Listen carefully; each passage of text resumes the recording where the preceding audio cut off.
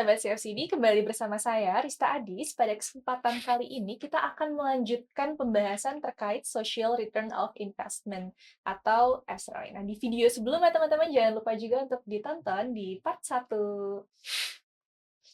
Oke, untuk teman-teman jangan lupa untuk di-like, comment, dan subscribe video kali ini. Sudah bersama saya dengan saya, Pak Tendri. Halo Bapak, apa kabarnya? Halo juga. Oke, Bapak boleh nih ke teman-teman CFCD dulu mengucapkan selamat menjalankan puasa mungkin, Pak? Halo rekan-rekan, sahabat-sahabat CFCD. Saya ingin mengucapkan selamat menjalankan ibadah puasa. Semoga diampuni dosa-dosanya, Amin. diterima segala pahalanya, Amin. dan marilah kita istiqomah ya di dalam menjalankan kegiatan-kegiatan yang mulia di CFCD, karena CFCD basically mengedukasi dan mencerahkan dan memberdayakan. Itu kira-kira nilai-nilai dasar yang ingin diajarkan atau yang ingin ditularkan. Sehingga sebetulnya gerakan CFCD itu nggak jauh-jauh dari spirit puasa. Simpel ya. Makasih. Oke, ini Bapak aman Pak puasanya? Alhamdulillah. Alhamdulillah aman. Baik ya Pak ya kabarnya. Oke nih Pak, di video sebelumnya nih Pak, kita udah bahas terkait bedanya SROI, Social Return of Investment, sama ROI, Return of Investment. Kita juga udah bahas tujuannya apa untuk dihitung SROI ini, kita udah bahas juga prinsip-prinsipnya, cara hitungnya. Nah sekarang nih Pak yang mau kita bahas, ada nggak sih Pak technical challenge dalam menghitung SROI ini? Banyak ya. Ya mohon maaf lah. Saya ini kan udah 24 tahun ya Mhm, menggeluti bidang CSR. mhm. Banyak menilai puluhan, ratusan bahkan program-program CSR yang di-generate oleh perusahaan. Ya, udah banyak banget. Nah, banyak yang mereka dengan gagah berani, "Ini loh SROI saya."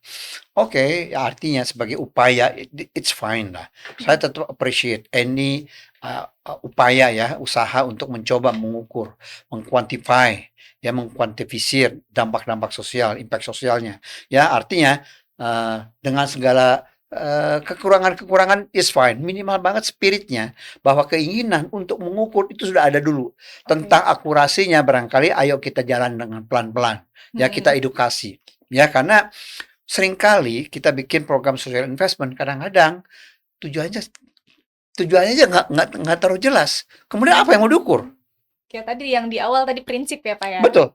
Di Ya, prinsipnya tujuannya apa nih? What we wanna change gitu. itulah yang harus diukur nanti asalkan kejelasan ukurannya ya apa sehingga dengan begitu ya goalnya maksud saya sehingga outcome-nya itu bisa diukur. Ya Mmm, bagaimana parameter-parameternya. Karena itu sebetulnya outcome itu yang diukur sama kita gitu. oke oke oke. Tapi kalau untuk challenge-nya sendiri, apa nih, Pak? Apakah ada kemungkinan overclaim misal? Oh, Atau gimana sangat nih? sering terjadi. Ya. Nah, ya, kadang-kadang kita sendiri ya, kadang-kadang, sebuah inisiatif sosial atau inisiatif sosial kan juga kadang-kadang juga sudah dikerjakan sama entah sama perusahaan lain, entah sama negara ya, lembaga Mhm. pemerintahan dan kita juga mengerjakan hal yang sama di situ. Nah, sehingga ya kita kadang-kadang suka overclaim ya, kita ngaku semuanya itu hasil karya kita gitu ya. Nah, itu artinya tidak akurat.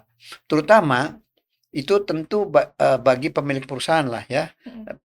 nah itu kan sama aja dengan, nggak membohongi lah ya, Iya, akuntabilitasnya dipertanyakan. accountability-nya questionable Mhm, ya. Nah oleh karenanya ada beberapa tantangan ya, yang pertama goal-nya jelas dulu. mhm. Nah kemudian identifikasi daripada stakeholder itu siapa, jelas Oh, boundaries-nya. Oke, saya mau mengukur tingkat atau saya mau berinvestasi ya untuk supaya terjadi misalnya penurunan, stunting mhm, ya di sebuah wilayah yang kebetulan stunting rate-nya tinggi mhm, misalnya. Nah kan tapi jelas ya, boundaries-nya jelas, kabupaten.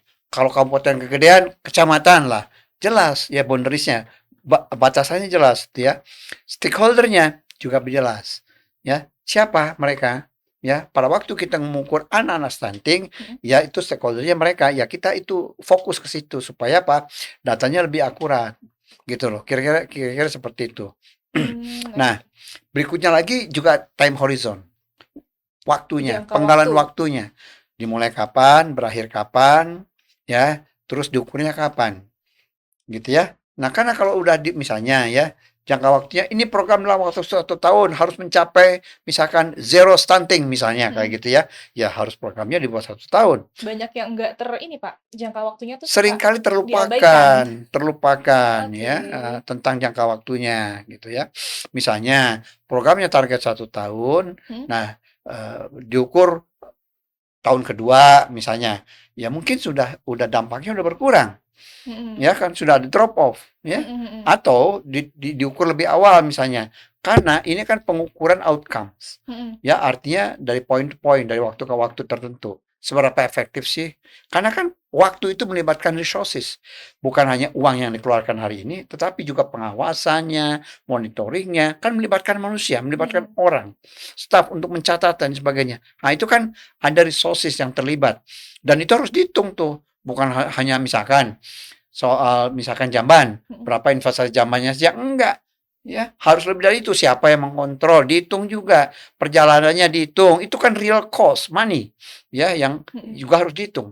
Nah itu, ya, kemudian juga yang suka, yang kan pelik itu mencari proksinya, Mbak, Proksinya, pendekatannya. pendekatan Misalnya untuk kayak gini. tadi diuangkannya ya, Pak, ya, Iya. istilahnya? Jadi apa sih kira-kira ya yang mendekati kalau misalkan mengukur misalkan dampak itu apa? Misalnya kayak gini, kan kebahagiaan, kesejahteraan, ya senyum, banyak senyum itu kan nggak bisa diukur, susah. Iya, Nah, oleh karenanya apa yang kira-kira mendekati dampak sosialnya terhadap masalah-masalah kalau kalau diuangkan dalam bentuk kegiatan ekonomi. Misalnya kalau orang itu di kampung itu ya terbiasa atau bukan terbiasa, di kampung itu banyak wabah disentri misalnya mhm dan berulang, ya perusahaan punya perhatian untuk membuat program saluran investasi untuk mengurunkan, ya misalkan buat jamban keluarga. Nah sekarang ternyata rate of disentrinya itu turun 50%. mhm Pertanyaannya, ROI-nya berapa? Kan susah. mhm. Masa masa Dari rupiah tadi versus angka, disentri, iya bener. angka, ya kan harus dirupiahkan nih. Kalau kira penurunan 50% penduduk yang tidak lagi disentri sekarang itu berapa? Oh oke, penduduk ini ya mereka itu rata-rata pegawai misalnya, Mhm, atau buruh misalnya, buruh oke, pabrik lah. mhm. Kan bisa dihitung. Kalau misalkan dia rata-rata tidak masuk kantor, tidak masuk kerja, apalagi buat upah yang Tidak masuk karena sakit harian, tadi ya, Pak, ya, karena disentri? sakit, Mhm ya, kan bisa dihitung. Oke, misalkan ternyata ada 50 orang mhm setiap bulan tidak masuk gara-gara disentri. Tapi dengan adanya program ini, maka yang karena disentri hanya tinggal tinggal 10, berarti kan ada 20 outcome hasilnya. 20 ini, si mbak-mbak ini misalkan gitu ya, yang pelinting rokok misalnya, mhm ya itu hasilnya sehari misalkan dapat upah misalkan 75.000, kan 20 mhm. orang kali 75.000 kali jumlah hari, Jumlah hari tadi itu ya? adalah uang yang harusnya dihasilkan Mhm. ya secara produktif oleh si mbak-mbak tadi, pekerja tadi. Nah itulah ya yang sebetulnya outcomes daripada program ini, gitu Tadi yang kira-kira. untuk menghitung esranya tadi itu ya, Untuk Pak, ya, menghitung seronya apa? pendapatannya? Pendapatannya orang itu, Mhm kalau kalau dia kena disentri kan tidak ada pendapatan. mhm, jadi Tapi karena produktivitas. betul. Nah, karena dia tetap bisa berangkat karena tidak lagi kena disentri, maka itu earning-nya, income-nya, pendapatannya itu berapa. Nah, itu yang dihitung, Mbak. Atau bisa Itu juga yang disebut proksi, proksi, pendekatan tadi ya, Pak, ya? Atau bisa pendekatan. juga mungkin tadi biaya yang keluar kalau ke rumah sakit untuk berobat Bisa juga. tadi. Jadi Mhm tinggal pilih ya, mhm mau mau proksi yang mau di mana, income base mhm, atau misalkan cost base. cost base, Ya, oke. bisa juga, oke Pak, dengan adanya orang-orang ini mereka tidak perlu ke rumah sakit, rata-rata ke rumah sakit itu berapa misalnya, ke puskesmas misalnya ya, rata-rata berobat 500.000, 500.000 kali 20, frekuensinya berapa kali? Kan tentu, mungkin, oh itu bisa sebulan 2 kali misalnya, Mhm berarti kan 500 kali 20 orang ya, kali 2 kali sebulan. Ya kan? Nah, itulah mhm. kira-kira the economic value daripada inisiatif atau investment sosial Program tadi, tadi ya, gitu oke kira-kira. oke oke. Nah, tapi nih Pak, tadi itu kan, SROI ada kemungkinan overclaim ya Pak ya. Mhm. Kalau SROI itu tuh apakah perusahaan sendiri yang menghitung Pak, atau dia tuh menggunakan pihak ketiga Pak baiknya? Sebetulnya ya supaya ada trust lah ya. Mhm. Ini kan soal kepercayaan, ya kan? Pasti, betul. Kalau programnya sendiri, dihitung sendiri, metodologinya nggak jelas, nggak accountable ya, eee eee, ya ya soal akurasinya jadi question kan, jadi pertanyaan. Nah, oleh Mmm. karenanya akan lebih baik dilakukan oleh pihak pihak ketiga. Ya, memang ada sedikit biaya, tetapi value daripada angka itu lebih trustworthy, lebih lebih mudah dipercaya. Karena apa? Karena pihak ketiga yang Yang melakukannya. melakukan, Nah, oke. sehingga accountability-nya jelas gitu, Mbak. Oke oke. Jadi ini kalau bisa aku simpulin dari part satu, part 2 ya, Pak, ya, SROI ini penting untuk menghitung tadi keuntungan dari nilai sosial, bagaimana menyatakan sosial ini apakah berdampak ekonomis gitu ya, Pak, ya. Itu satu. Terus kedua tadi yang jangan dilupain ketika menghitung SROI mungkin tadi jangka waktu pertama ya, Pak, ya. Terus kayak what we wanna change itu kedua. Mungkin itu kali ya, Pak, ya, kalau yang bisa Ya, aku iya simpulin. barangkali tadi apa udah saya sampaikan bahwa SRO juga bisa untuk perencanaan. Itu udah tadi, Pak. Sudah ya? Teman-teman jangan lupa nih, Pak, Oke, good. untuk di part satunya ditonton. Oke, mungkin kalau dari aku pertanyaannya itu aja. Makasih banyak Pak Tendri untuk Sama-sama. ilmu-ilmu sharing-sharing-nya sangat berguna nih untuk teman-teman penonton. Sama. Untuk teman-teman juga jangan lupa untuk di-like, comment, dan subscribe video ini. Jangan lupa juga untuk disebar ke teman-temannya, keluarganya, sahabat-sahabatnya. Sekian dari aku, Rista Adis. Sampai jumpa.